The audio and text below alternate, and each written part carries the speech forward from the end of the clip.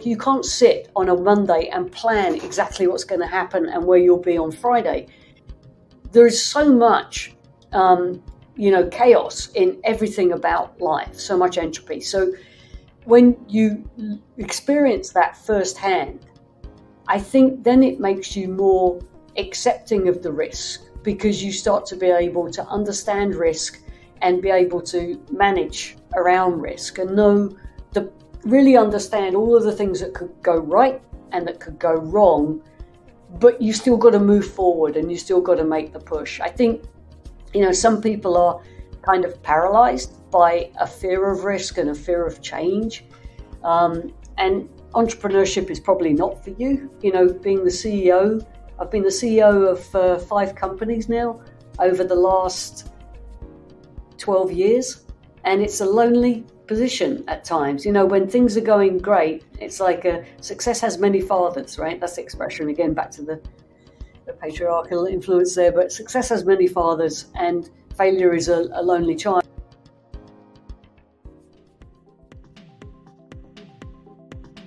Welcome to The In Factor.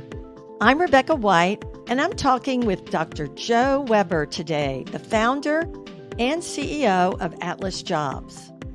As a serial entrepreneur, experienced CEO and board member, and an expert in quantum physics, Joe brings a wealth of knowledge, experience, and expertise to our conversation. Her current company, AtlasJobs, is a game-changing, white-label, talent engagement and management platform that is revolutionizing the way organizations position themselves as employers of choice. With a web and mobile app that simplify talent acquisition, Atlas plays an important role in addressing today's job matching challenges. Beyond her role at AtlasJobs, Joe is a fellow of the Royal Society of Chemistry, a Chartered Chemist, and a recognized leader in the tech sector. Her passion for simplifying complex processes through software is evident in her numerous patents and impactful work. Join us as we explore Joe's entrepreneurial journey, her insights on talent engagement, and what she has learned as a female thought leader operating in a male-dominated industry. Well, Joe, thank you for joining me today on The In Factor. Well, thank you for having me today, Rebecca. Yeah, I'm really excited about this. And, I know you've got a background in quantum physics, so I don't know how much of that I can talk about, but I'm really excited to just learn more about you and what you're doing. I know your company now is AtlasJobs. But I'd love to start by finding out a little bit more about you. You grew up in London, I think, and you're in Los Angeles now. But tell us how you got from a young girl growing up in London, and I guess an interest in physics, and all the way out into LA and running a white label job matching company.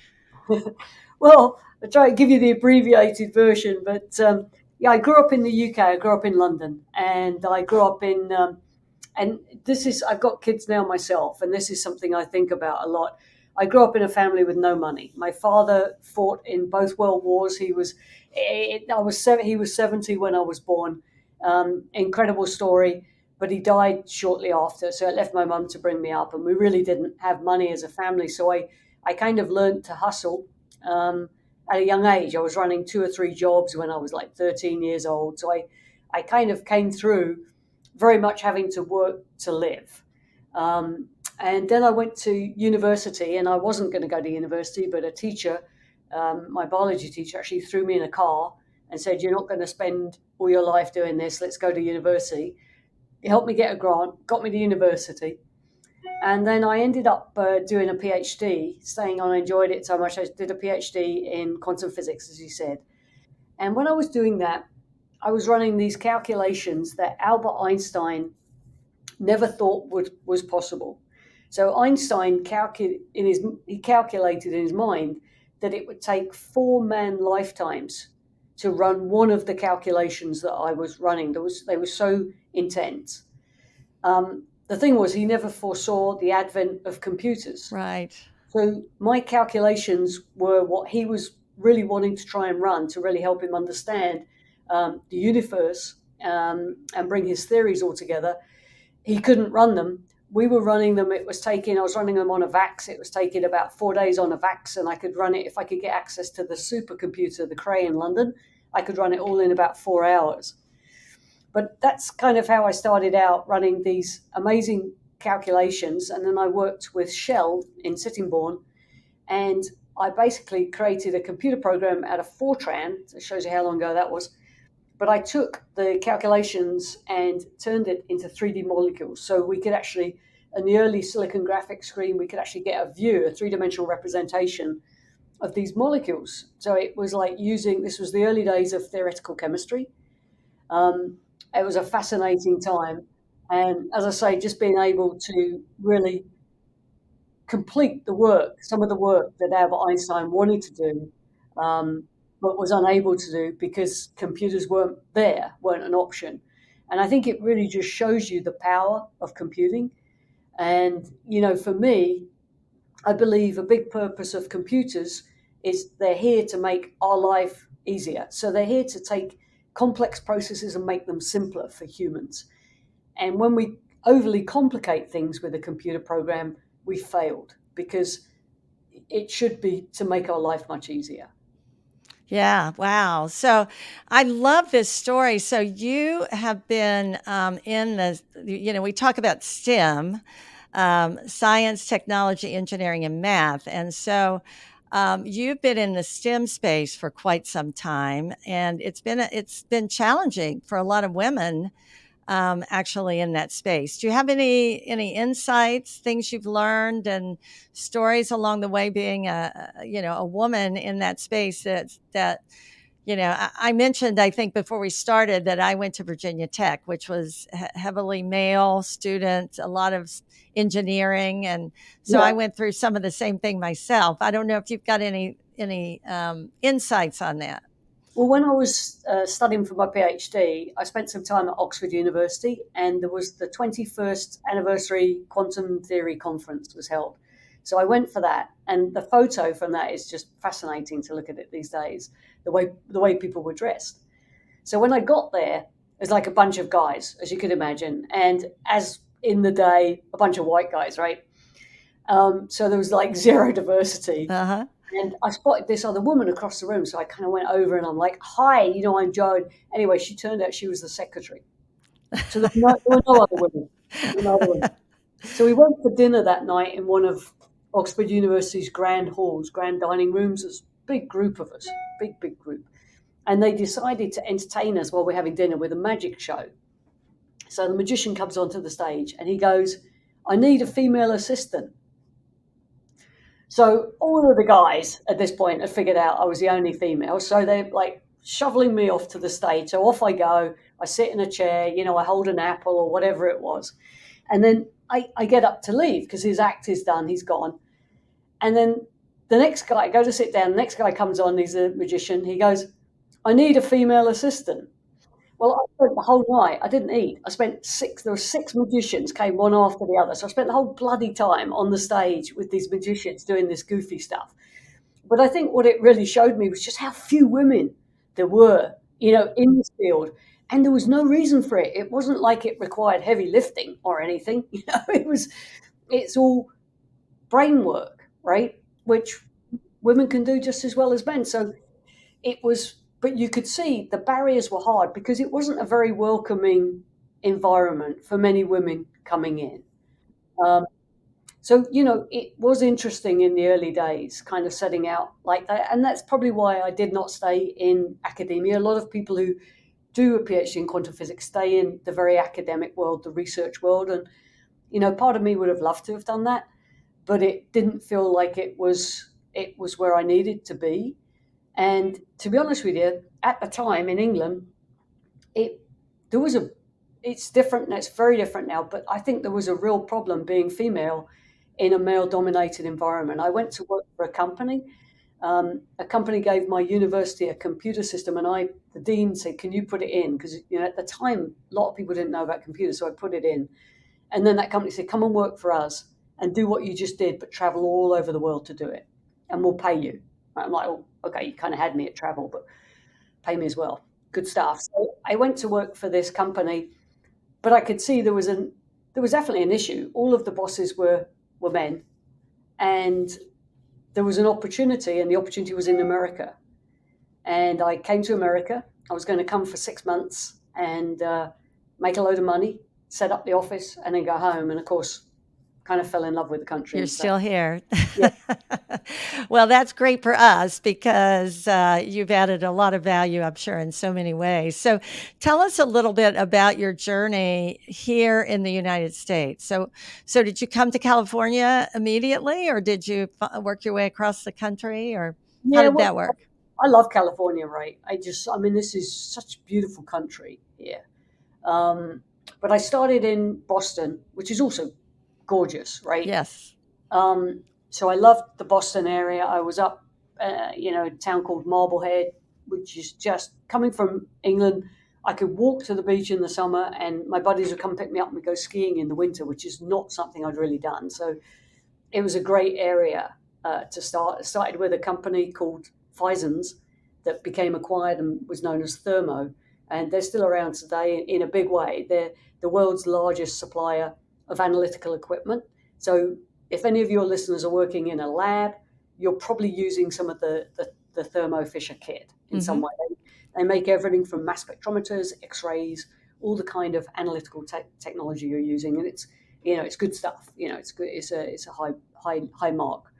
So I ended up. I started working for them, and then they wanted to ship me back after about 5 years. They wanted me to go back and run development for the company, which at the time was very much in the UK, and I did not want to go back.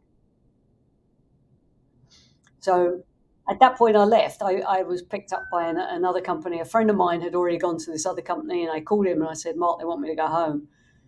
And he was like, "Do you want to go?" And I'm like, "No, not now. I don't want to go." And he's like, "Well, would you come and work for our company?" And so I ended up jumping and going to work for the company that my friend was with. Yeah. So, I'm really curious. There have been criticisms. Have you spent any time in Silicon Valley? Because there have been criticisms in the tech community and about not having enough women in that space. Do you think we've come a long way here in the United States? Do you think we still have work to do? It's a good question, Rebecca. I actually think Silicon Valley is quite hostile towards women in many ways. It's very much a boys' club, you know. With I think things are changing a bit right now. A lot of startups are failing, but there's definitely been a bit of a culture there of guys could come in and say whatever and get funding, and there definitely was a culture. And I think a lot of investors, I mean, the way the system worked was a lot of investors would look at it and think, "I'm going to make 9 bets, and if 5 of them pay off, I'm in good shape." So it was this kind of numbers game. And I think for women, there's the first fighter pilot in the United States, Carly Lorenz. I haven't. Her name's something like close to that. I met her a few years ago, and she was telling me this story, and it was really interesting. Her story is a very interesting. If you ever get a chance, you should interview her. She's great. Her story is really interesting. But she said, "You know what?" She said, "If there's a job opportunity, a man will look at it, and if he can do about 30% of a job, he'll put his hand in the air and say, I can do that." With a woman, she has to think she can do 120% of it before she'll put her hand in the air, right? And I do think a lot of that is true. So a lot of times when you're dealing in entrepreneurship, which I know you are, and you're a professor in this, I know you've seen this. I think a lot of times men will be like, "Yeah, even though they don't know, but entrepreneurship is risk." And I think, women have to be able to be comfortable with the risk in the same way that men are comfortable with the risk.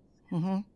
Yeah, it's a really good point, and I think a lot of our listeners are young, aspiring entrepreneurs, men and women, and I think it's good to talk about these things because risk is it's a vital part of the whole entrepreneurial journey, and that kind of brings me around. We've talked about your career, which is you went the academic route as I did, and we became, we achieved a lot that route, and then you worked for corporate. And so I'm really curious about your entrepreneurship and your entrepreneurial mindset and your risk orientation. Is that something that you always had? You mentioned early on that you were highly motivated, and you were always doing odd jobs to survive. Do you think that also influenced the way that you look at the world and sort of your I think so. entrepreneurial drive? I think so. I think one of the things that you learn when you're young and you're trying to, but I mean, I was trying to make enough money to survive. My mum wasn't working; we had no money coming in, so I was just trying to make it so the household could survive, the pair of us could survive. Um, and when you do it, and you start doing different jobs and trying different things, you quickly realize that life isn't sequential. It doesn't work. You can't sit on a Monday and plan exactly what's going to happen and where you'll be on Friday. There's so much, chaos in everything about life, so much entropy. So when you experience that firsthand, I think then it makes you more accepting of the risk because you start to be able to understand risk and be able to manage around risk and know the really understand all of the things that could go right and that could go wrong, but you still got to move forward and you still got to make the push. I think, some people are kind of paralyzed by a fear of risk and a fear of change. And entrepreneurship is probably not for you. Being the CEO, I've been the CEO of 5 companies now over the last 12 years. And it's a lonely position at times. When things are going great, it's like success has many fathers, right? That's the expression, again, back to the patriarchal influence there. But success has many fathers, and failure is a lonely child. And what happens is, uh, when you look at a company, when I look at like my very first company, which was a big success, at any day in the 3 years between it being nothing to a big success, on any given day, things could have been going really well or really badly. And it fluctuates in a smaller company. When you're doing this, you have incredible highs, and you also have lows where you're sitting there going, oh my God, what am I going to do? I'm going to run out of money. All of this kind of this stuff. So I think this isn't for everybody. But for me, um, building things, working with innovative, smart people to make a difference, to make things happen, makes it all worthwhile. You saw earlier, she just walked out. My Kate, who I work with in the office here, my assistant, 25 years old, whip smart, and super entrepreneurial, looking at what's the best solution, what's the best way forward, not looking at, oh, tonight I'm going to go to the movie theater, or, really enjoying the job and the task. And I love working with people like that who are enjoying what we're doing, enjoying what we're building. We love our customers. Customers who come on the journey. Isn't that special when somebody says, you know what, I'm willing to come on your journey with you, and I'm going to give you a bit of money to fund it as well. That's the most special thing that can happen. So, for me, that's the life. That's why I love doing this. It is about people, isn't it? Yep. And surrounding yourself with really good and smart people. So let me ask you about you said you started 5 companies. So could you talk us through a little bit of that? How did you move from university to corporate to entrepreneur? So, yeah, and I haven't started 5. I've run 5. Run 5. Okay. So I guess, yeah, I started in corporate with Thermo, which was a really good, I think it's a good place to start, to see how a large corporation operates, just to see how business operates. And then when they tried to get me to move back to the UK and I didn't want to go, I quit. And I went to work for a very small company. And that was kind of good because when I first got there, I was hired to run implementation, but there was a problem with sales. And the CEO sat me down and said, Joe, it costs $200,000 a month to keep the lights on for our little company. So you need to sell. We're moving you to sales. You have to sell. You're the only sales, but there's nobody else. You're the sales department. And you have to sell a minimum of $200,000 a month or we're going to be out of business. It was a ton of pressure. I really felt that. But did it, and did really well there. Stayed there, I think, 5 years. And then realized that nice company, great guys, but I wasn't going anywhere. There was no equity. The equity was completely held by this one individual. So there was no way I was going to get a piece of ownership or really do anything more in that company. And then I applied for, I put my resume out for a couple of jobs. And wouldn't you know it, one of the jobs was actually, I applied for the CIA without realizing it. You ever see these adverts that are about going to foreign countries and setting up a corporation and operating? So that was, I probably shouldn't say too much, but anyway, I didn't take that one. And this is in the day where you'd apply to 2 jobs and you get 2 interviews, right? Mm-hmm. These days. The second one I took, and it was working for a smaller company, but in a more senior position.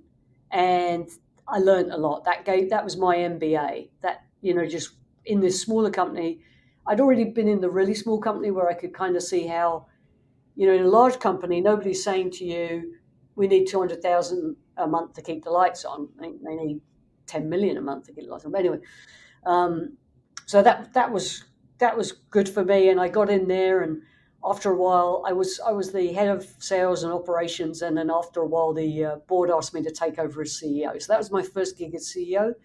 Incredibly supportive investors, one of whom is an investor in my company today. Just sometimes in life you meet some really good people, and I was because it can be different. I was fortunate that my first gig as a CEO, I had an incredibly supportive board with good human beings. Yeah, I love, there's so much there, really. I love that you got training in sales, because sales is so important as an entrepreneur. You always got to be thinking about that pitch and telling your story and selling. And then you got your MBA with your next company. And so virtual, I didn't actually. Right, exactly. Your virtual MBA, but yeah. But you learned about business and more about how all of that works. And then now today you're running AtlasJobs. Tell us how that company came about, and what is AtlasJobs? Yeah, so the company that invested in me back in 2003, when I became the CEO of Interface, the lead investor there was a company called LLR out of Philadelphia. And it's probably the biggest investment firm in Philadelphia. And talk about a success story. They started, their first fund was probably 100 million, maybe not even that. They're now into their 7th fund, and they've probably got about somewhere between 6 to 10 billion under investment. And it's the same guys, right? LLR, Lubert, Lair, and Ross. So brilliant success story of building a business from scratch, sticking with it. And they've just done an incredible job. So when I sold my first company, Howard Ross, the R, came to me and he said, you don't have to do this, but if you want to, you could invest with us. We invested with you. Now you can invest and be an LP with us. So I've done that, and I've stayed with them and stayed involved with them. I sit on the board of one of their companies right now, Edlio, this really, really good educational technology company. And I've been on that board for about 4 or 5 years. So I'm still very much in touch. And lead investor in AtlasJobs is a gentleman by the name of Ira Lubert. He's a bit of a legend in Philadelphia. He is the first L on the LLR. Extremely successful man, brilliant guy, actually. I'm learning, even at my age, I'm learning from this guy. And what it was in 2009, I was talking with Ira, and we were looking at building a technology to help people find each other. Because as the world's got bigger and it's got more complicated, how do you meet people? And in many ways, social media is pulling us apart. It's not bringing us together. So the idea was, could we build a technology that was all about helping people connect based on interests and location? So, I could maybe be in Hermosa Beach down here, and I'm new to the area. I'd like to talk to people about real estate. Or, I could be like, I'm looking for somebody to go surfing with. So it can be business or it could be casual connections. I'm going through an airport and I want to watch the Phillies game. Oh, look, there's 3 people around me who all like the Phillies. Let's go and have a drink together and we can watch the game. It was this kind of thing. And we launched it in May 2020. March of 2020. Oh, interesting time. If you remember, there was something else that happened in March of 2020. Right. So there we are with this. Our mission statement was bringing people together. And then the pandemic is like, no, stay apart. So we ended up looking at it and saying, well, could we use the same technology instead of bringing people? And the product's still there. If any of the listeners want to have a look at it, Pod Network. It's on it's on iOS and Android. You can download it. There's still hundreds of thousands of people using it. It's called Pods Network. POD. POD. Pod Network. Right? Pod Network. Hundreds of thousands. You go anywhere. You open up the map. You'll see people around you. Right? You can connect them if you want. It's all working. So that was it's a great little product, but the timing was wrong, and I still don't think the timing is quite right. I think we're still. I can hear they're talking about another wave of COVID. Oh my goodness, aren't we? I know. Yeah. I can't even. But so that's how we started. And then we said, can we take the same approach and apply it to helping people find opportunities? So, when you look at particularly the world of work, a lot of it has been, hey, Fred, I think you should go for this management opportunity. And it's one of the reasons why we've ended up with this wobbly equity platform, right? And you mentioned earlier about STEM and women in STEM. Well, my company, STEMconnector, which is part of Pod, we also have a company called STEMconnector. And we do research into the state of DEIA in STEM all the time. And what we do is we look at the percentage of a group in the general population and then the percentage in STEM. And why this is important is because STEM jobs on average pay 2x what non-STEM jobs do. So when you look at it as wealth distribution and families getting themselves out of poverty, being employed on the STEM side of business is a very good way of doing it. And what you find is for women, we make up about 52% of the population right now, but we only make up about 29% of the STEM workforce. So that's where you see that inequality start to come in. And then you can go through different, on my company, it's a free report. If anyone wants to go to STEMconnector.com and pull it up, it will show you different ethnic groups and their percentage in the general population and their percentage in STEM jobs. That's really fascinating and so interesting. I've done a lot of work with women in the science fields, helping them think about how to commercialize what they're working on the bench, and taking it to the market. And it's been really fascinating work. I worked with a group out of the University of Oregon called Coach. That Jerry Richmond was running. And, what I found is so many of those women, in particular, that's the group I was working with, just really didn't know the pathway or have the confidence. And so even just a little bit of education and awareness can make a big difference. So I'm really thrilled to hear about the work that you're doing. Some of it through businesses and some of it through other kinds of philanthropy to help and build that. You know what, Rebecca, though, a big thing that I've discovered or I could see over the years is the network. Yes, Right? yes. Your network is so important. One of the things that we're involved in right now, which is really kind of cool, is the U.S. State Department are working with Deloitte, Google, I think, is going to get involved, S&P are involved, and some other companies, and they're using our technology platform, because our platform is all about discovery and finding opportunities.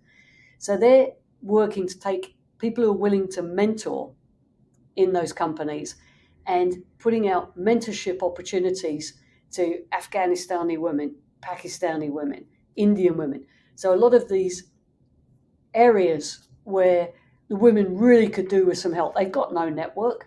You got no network, you've got no chance. Yeah.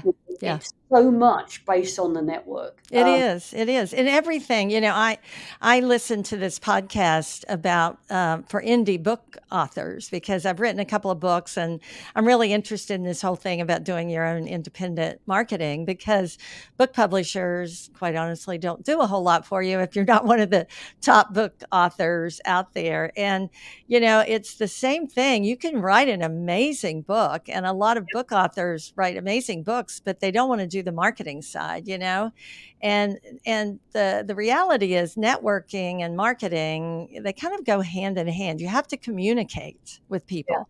People have to know you're there. They have to know what's going on and that you're there.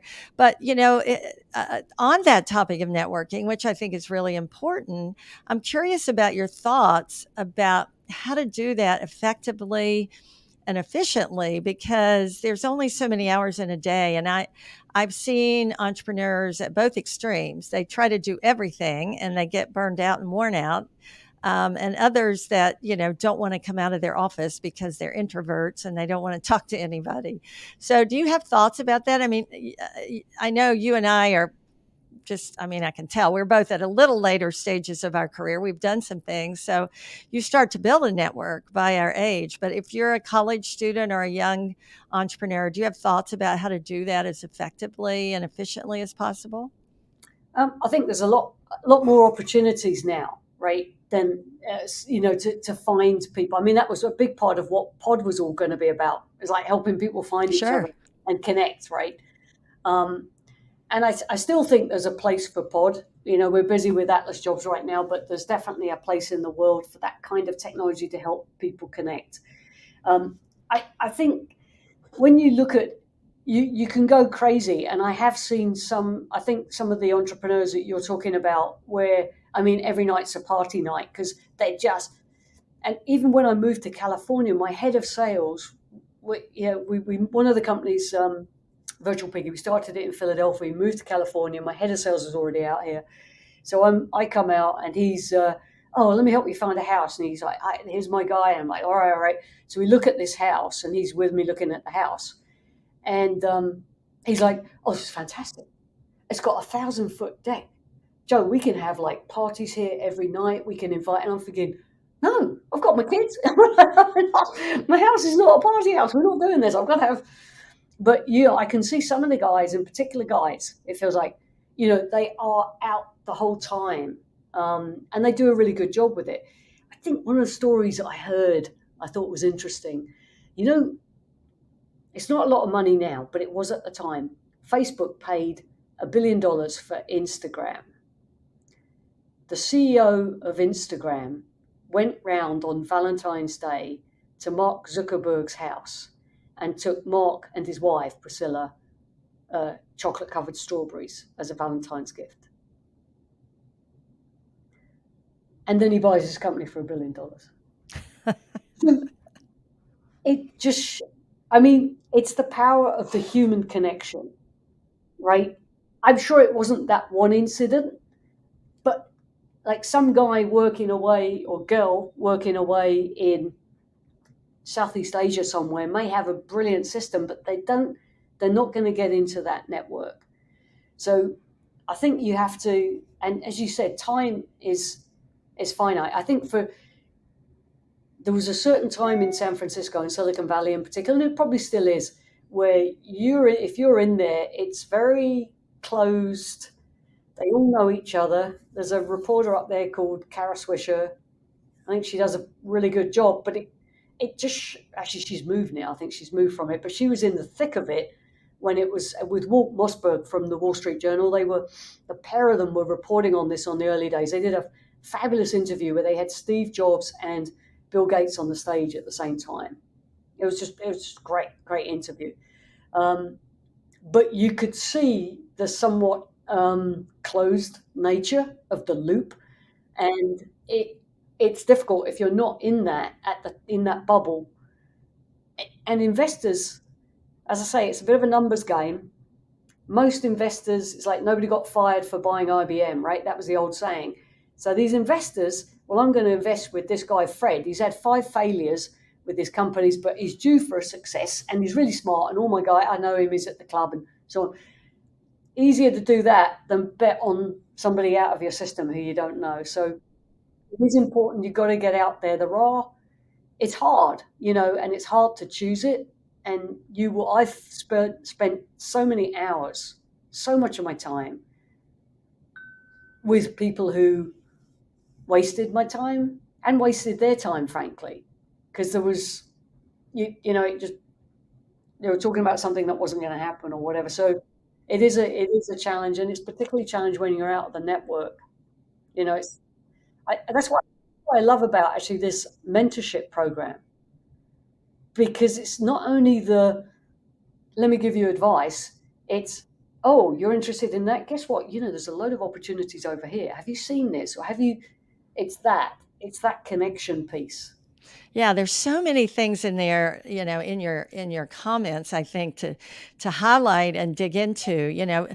People work with people that they like and they trust. So it is relationship building. It's not just showing up at every party and being there all the time, because we all know that person. They're everywhere and they're always talking, but you don't always quite trust that person because they're everywhere. So, so I think that's a key point. And the challenges, that you kind of bring up, that things can get pretty incestuous, and not being a part of that circle, how hard that can be. But it's kind of interesting because I know some of the research, if you look at men and women, kind of back to that topic, that women, if you're an entrepreneur, you need a large, heterogeneous network, a lot of people, because it's important. You never know exactly what you're going to need. But women tend to be very focused on close ties a lot of times. It kind of tends to be their nature to build deeper relationships, and men are more comfortable with superficial relationships. And I'm generalizing, but this does come from some research. And so as I've worked with women over the years, and even with young people, I tell them, it's important to think about lots of different and unique ways where you can be connected to people that you might not have been otherwise able to meet. So, for example, when I started networking, I went on to a not-for-profit board, and it was a great way to sit around the table with people that would never have answered, a call at that time from me, or an email now from someone. So it's, I think there's lots of different strategies, but it's important to kind of remember those principles. You're building relationships, and you have to kind of put yourself out there in some places that, that are strategically going to connect you with people that might be able to connect you with what you need. And I think it's really interesting what you're saying about the non-profit board. I think that's great. I've sat on about 15 boards, and I don't think I regret sitting on any one, right? I mean, everyone's given me something. So I do think that's a really good idea. I remember when, was it 2007? It was when things were kind of getting rough in the economy. And I was on about 3 or 4 boards at the time, plus running my own company.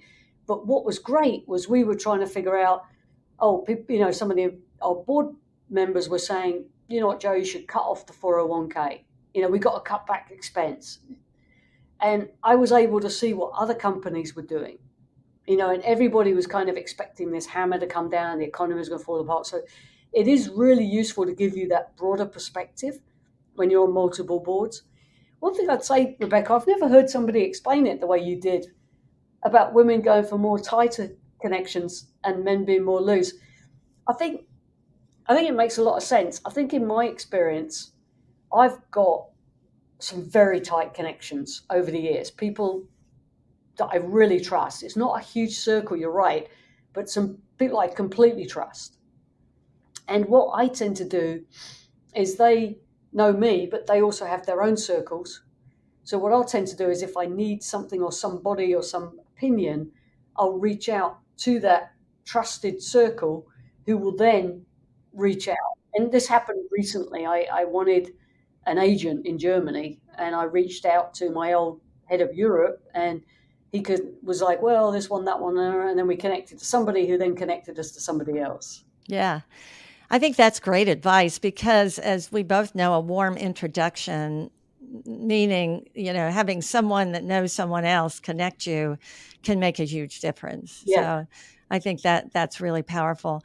I want to spend a few minutes talking about AtlasJobs and what it means to be a white label, job search, I guess, company or job match company. What does that mean? And I guess the questions that are going to follow that are around, what's going on in our in our environment now, because I'm on some boards, for-profit boards now, and I talk to a lot of C-suite people, and I know companies are all streamlining and cutting back, and yet they can't find the employees they need. Right. So, it's kind of crazy. Yeah. So tell us about AtlasJobs and what you're doing to kind of fix some of these problems we have right now. Well, I think there's a few things going on, right? There's still about 2 million people who didn't return after COVID, right? COVID introduced a whole generation of people who never realized that they could stay at home, eat bonbons and play video games and pay for it, that they actually could. And we're now trying to get them back into the early workforce. And it's a challenge, right? You hear companies doing layoffs. I think earlier this year, Microsoft laid off 10,000. What you don't hear is that they hired 40,000 last year.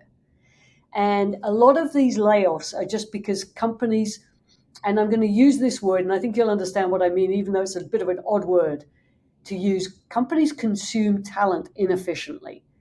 And what I mean by that is when you look at something like Microsoft and you look at the 10,000 people, they laid off a lot of people that were working on things like the virtual reality headsets, which, let's face it, as much as Mark Zuckerberg would like us to think otherwise, that has not really taken off yet. The whole artificial worlds, meta universe and so on. But so Microsoft really looked at it and said, that division, this is not going as fast as we want. Rather than saying, those skill sets, I bet we could use them somewhere else. They don't. They just cut that because it's the most efficient way. Unfortunately, it's the most efficient way for that company to operate, to cut them and then just carry on hiring here. If you look at the hiring figures for someone like, and I'm not picking on Microsoft because I think a lot of companies are doing this, Zuckerberg's called it the year of efficiency this year. So a lot of these companies are making cuts along the way. But if you look at something like Microsoft, the workforce is still way up over what it was at the start of the pandemic. So these companies are increasing. The unemployment levels, we've got record low unemployment. If you want a job, you can find a job in this economy. I think that we're struggling still. The companies I'm talking to are struggling. They're struggling to get employees. And they're also, I think, one of the things that happened with the pandemic was it got a lot of people thinking, and am I really valuable to this employer? So I think you go back to our fathers' generations working, our parents' generation. A lot of those guys would work, and it was a lot of guys at the time, they worked 20 years in one job, or 10-year tenure, right? The average tenure right now is 4 years, which isn't incredibly low, but it's because there's a bunch of boomers holding it up. When you start to go down below 35, it's under 3 years is the average tenure. Now, for a company, you just about get somebody productive in 3 years, That's and then right. they're gone. Yeah. So this is really bad. I mean, this is really, really tough times. And you've got new technologies coming in. We've got AI, we've got quantum computing, we've got CRISPR. Talking about women in science, those two women, Jennifer Doudna and Emmanuelle Charpentier, got the Nobel Prize for Chemistry. That was 2020, I think, as well, for their work on CRISPR. You've got these wonderful new technologies coming into play, new jobs being created. We work with Biomade, which is biomedical manufacturing, and it's not what, or bioindustrial manufacturing, I should say. It's not what you think of in biotech. It's things like using algae to make skis so that they naturally biodegrade, rather than it's trying to take plastics out of the supply chain. You've got all these wonderful technologies coming into place, new jobs being created.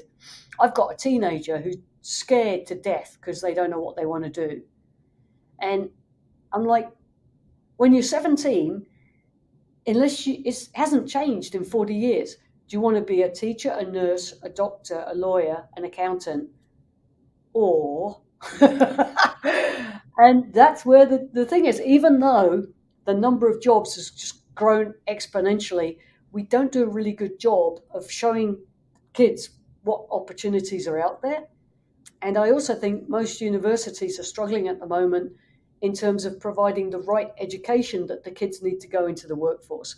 And I see this firsthand as an employer. I'll get a kid with a really good degree, done really well at school, but log on to the system, right? No bloody clue, right? Have you used Excel? Well, just trying to put them into Salesforce, number one SaaS program on the planet. Nope, never seen it. So I think, there's a big thing here. There's a gap between our education systems and educating the future workforce of the opportunities, giving them the tools. Cybersecurity. We just don't have enough people on cybersecurity. And yet my daughter at 17, that's not one of the options that's ever been presented to her through the school system as something you could do, or even how would you do it? Even if you were interested, how would you do it? So I do think we've got some real kind of issues there. Young people coming through, finishing their education, and ending up with I'm actually not qualified for anything. Yeah. What do I do? Yeah. I think that's a really valid point. And, as someone in the education space, I know how hard it is to stay aligned with what's going on. In entrepreneurship, we tend to be a bit more pioneering than the rest of the campus in terms of what we're doing. But, it's become a really different educational experience now. I mean, we integrate our students into, we connect them, let me put it that way, with practitioners on a much more frequent basis than I ever did when I was in school. And I think that's been, part of our solution to it. But I think you make a lot of valid points. And I think the other issue is that technology is changing so rapidly. I mean, we're all scurrying right now trying to figure out how do we deal with ChatGPT. Our previous models of have students write a paper doesn't work anymore. So, it's too easy. It's too easy. I mean, we have to change that up somewhat, Totally. And do you know, there was this was probably about 2 or 3 months ago. I don't know if you heard of it. A professor told his students, if I find out that any of you have used ChatGPT to do your essays, I'm going to give you a 0. He ended up giving the whole class a 0. Several of them were like, we did not use ChatGPT. And he was like, yes, you did. I took your essay, I put it into ChatGPT, and I said, did you write this? And ChatGPT said yes. Right? So then I took passages from Shakespeare, put it into ChatGPT, said, did you write this? And ChatGPT said, yes. Yes. I've decided ChatGPT can be competently inaccurate. So, my solution's a little different. I'm integrating using ChatGPT because I know they're going to, and they got to figure out a little bit how to use it. So I'm learning along with them, but I think it's a challenge for all of us. And you bring up, I just have to ask. I mentioned to you my interest in the freelance economy, and a lot of STEM workers have very strong skill sets that are transferable from company to company, and they're choosing not just STEM, but a lot of workers are choosing to work on more of a project by project basis. And I'm just curious at AtlasJobs, what do you all help with that sort of placement as well? And if so or not, either way, how are companies dealing with this phenomenon? Yeah, and it's interesting, right? And I think that it's a weird time because we've still got so many people working from home and not wanting to give that up. Um, some of them are not wanting to give it up and they're working efficiently and honestly, and others are not wanting to give it up because they're actually running three jobs at the same time, right? So there's different kind of areas going on with that. But even before COVID hit, I could see the gig economy taking off. And I think it works well for certain roles. So for graphic designers, right? And I hope I've got this fabulous graphic designer at AtlasJobs. Like, everything looks good, right? But I hope she's not listening. But in general, I would say, not you, but everyone else, if I'm a graphic designer in 2023, I think I want to be working as a gig worker because I'm going to get to do so many more different projects. I'm probably going to be able to earn a lot more money. I'm going to be able to control my own time because I can say yes or no to the different projects. I think the only downside, and it's a bit like what you were saying about the books, some people just want to write and then they want somebody else to take care of the sales and marketing. If you're a gig worker, you're in charge of your own sales and marketing, your own branding. So it's not for everybody, but if you are interested and willing to do that, I think certain jobs, certain skill sets lend themselves really well to gig work. Yeah.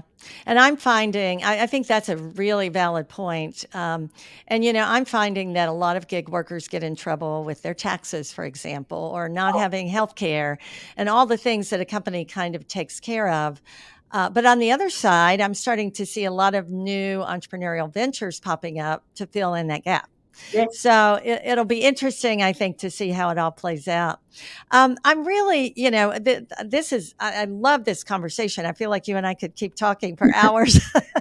I just love, you just got so many great insights, and I've really enjoyed talking with you. But I'm just curious, as you think about AtlasJobs, just tell us a little bit about, where you're headed with this company, and sure. what does the future kind of look like?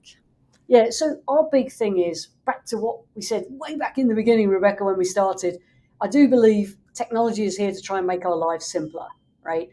And I think in the job process and finding opportunities, it's actually got way harder because the universe of job opportunities has increased. The complexity has got harder. But in many ways, our recruiting processes haven't changed in 40 years. We're still out there going, you need a 4-year degree. And many times you don't. I read a statistic from the 110 org that by 30 years of age, 75% of African Americans do not have a 4-year degree. So that cuts them out a whole load of jobs. So what our technology tries to do is it tries to help companies really showcase their opportunities. Now, if you've ever tried to apply online for a job, you see a job that sounds interesting and you try and apply for it, the average online job application takes 51 clicks and there's a 92% abandonment rate, which is insane. But people just give up because it's too onerous. So our technology is all about trying to make it easier for people to find jobs. Being able to, we're mobile centric because everyone's using the mobile device, and we can see over 80% of the applications are coming in from the mobile device. And we are map centric. So we deploy a map to help people find the job they want. So let's say you were a teacher looking for jobs. You could look at all jobs in a certain area and you could think, well, that's a bit further, but I'll commute there because that's a reasonable commute route, whereas going east is a horrible commute or whatever. You can look at it and see what childcare is around me, what other things, schools, hospitals, and so on. So you can make those decisions. If you're with a company and your husband is moving or your wife is moving, you can see what opportunities for you exist within your same company in those areas. So we're really all about helping the candidates, the people, see what their opportunities are. And one of our customers, I think I can mention their name, Walmart. No company employs more people than Walmart. They really care about their people. One of the things that they have, I think it's fantastic. If you go into their system and you can see an entry level position, say $23 an hour, entry level position, they show you what that is annualized if you work a 40-hour week. So it helps a young person coming in understand what this means. And then they have a career pathway. So you can see, well, I start here, but my next step would be a distribution manager position. And in order to get that, let's see what I need. Click. Okay, I need this and this. Okay, so I could start here, but in 2 or 3 years, I could be here. And what kind of education? Oh, Walmart can offer me, I can get a degree. So I can get a degree while I'm working. And this job, let me see where it is. Bang, on the map. Okay, so there's positions in that higher role near me. Where do I go next? And instead of you're trying to get away from this average tenure of 2.8 years for the under 35s, showing them like you can have a pathway, you can have a career in this company, and you don't have to be flipping every year, every 2 years. That's great. So AtlasJobs, as a white label company, sells to a company like Walmart, since we've already mentioned them, and so you make your money by selling to the companies that then use your software to provide potential employees or prospecting employees, searching employees. People who are searching for jobs with a better experience of applying online. Yeah. To help them hire candidates. So we've got the traditional applicant tracking functionality in the system as well. So we can help, put out an offer. We can show you where you're getting bottlenecked in the process. And and this is back to the AI, right? We're looking at chat. And by the way, I think every company in the world needs to be looking at how can they use AI to improve their processes.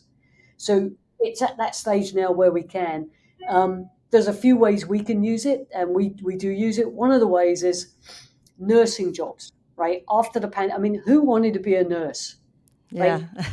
Right? Those poor people, they put themselves on the line. Their lives were on the line every day, particularly when the Delta was going around, the first variant, which was so severe. It was killing people, in quite large numbers.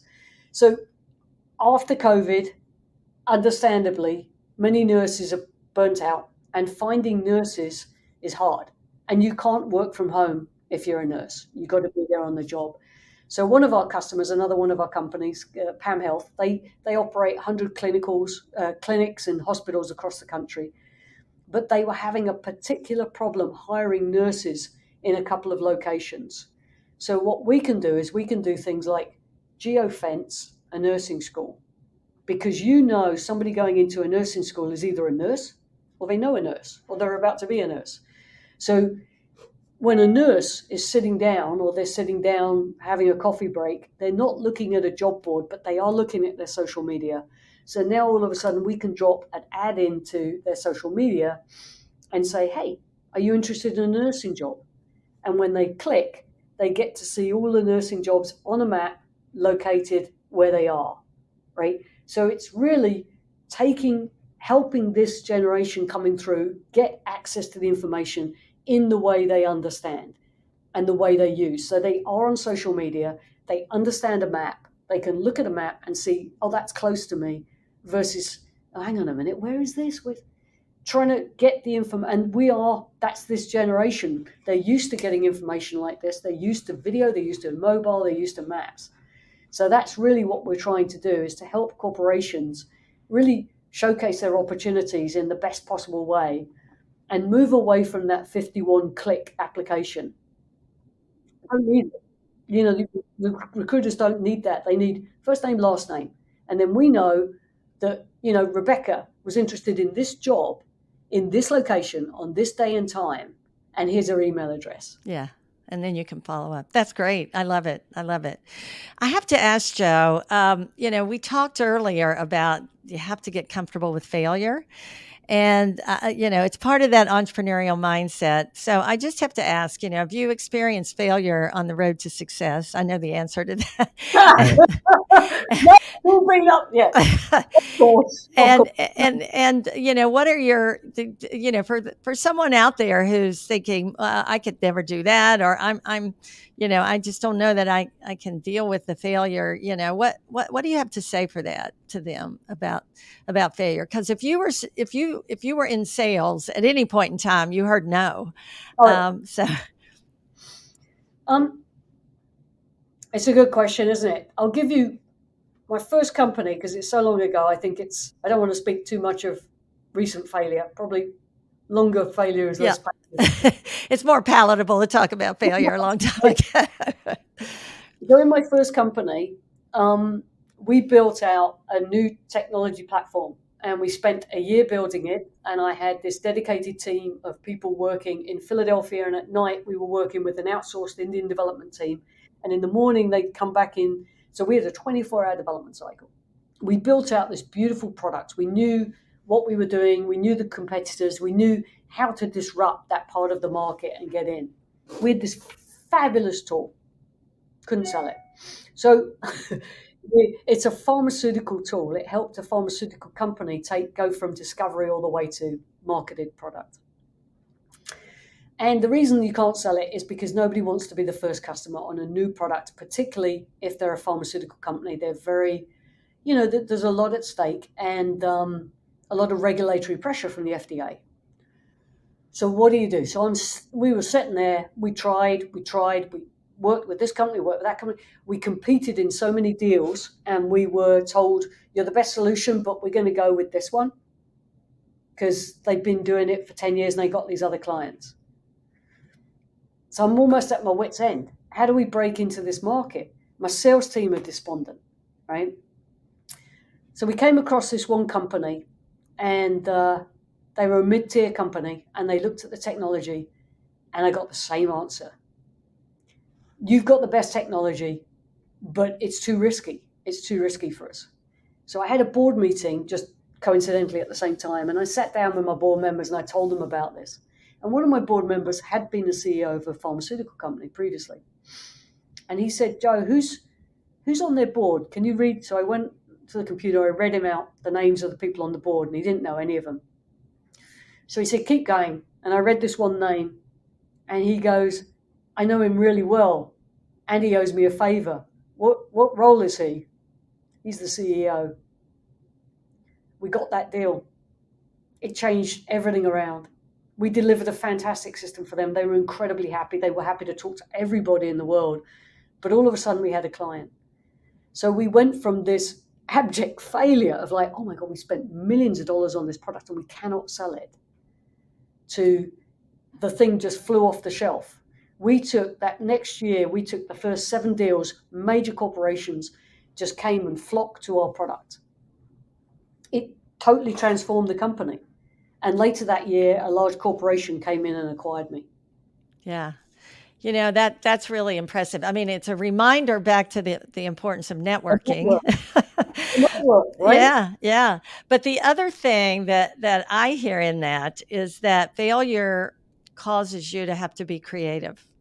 And, if everything comes easy, we don't have to look to innovative or different or creative means to get things done. So I think there's a couple of really great lessons in there, and I appreciate you sharing that. Like I said, I could talk for hours because I'm having such a good time, but I know you've got work to do. I do always end my podcast by asking my guests if they had, because a lot of the listeners are aspiring or young entrepreneurs. If you had one piece of advice for our listeners about entrepreneurship or being an entrepreneur or something related to your journey, what would that be? I think, it really goes back to that story that I just told, right? You could look at that and say, you could say, yeah, you found a way around that but I got bloody lucky, right? A couple of things happened. One is there was a board meeting around the same time I was in the middle of that deal. Timing. It did not occur to me to make that call to that investor ahead of, it was purely because I'd mentioned it at the board meeting. And the second part is the network.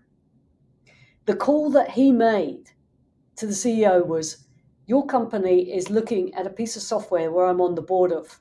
And I'm here to tell you that if your company likes that software, they should go with it, because I know this company and they will deliver. And that was what it took, because we were like the best solution, but you couldn't trust, nobody knew us. So I think, for these young entrepreneurs, find people who extend you, find people who can help you with these connections. It's so important. I can see it right now. I'm on the board of a cybersecurity company. We've got fabulous technology, but man, again, it's risky buying a new cybersecurity technology. The reason it's so good is because it is new. It uses new techniques, and so many of the other cyber products are like 10 years old. But how do you break in, right? And I can already see the power of our network on the board is helping this company break in. And then you've got to, for your young entrepreneurs, once you get those connections, you've got to deliver, right? If somebody helps you get a connection, there is no plan B. You have to deliver, and you have to delight them. And then you will succeed. That's all it takes. That's all it takes. Yeah, that's really powerful. And I'm glad you added that last bit onto it, because what happens is your board member was putting his reputation on the line. And so your relationship with your board member was on the line, and you have to deliver. So the great advice from Dr. Joe Weber, who's been on this journey for a few years and learned a thing or two. And I've loved this conversation today. It's been great.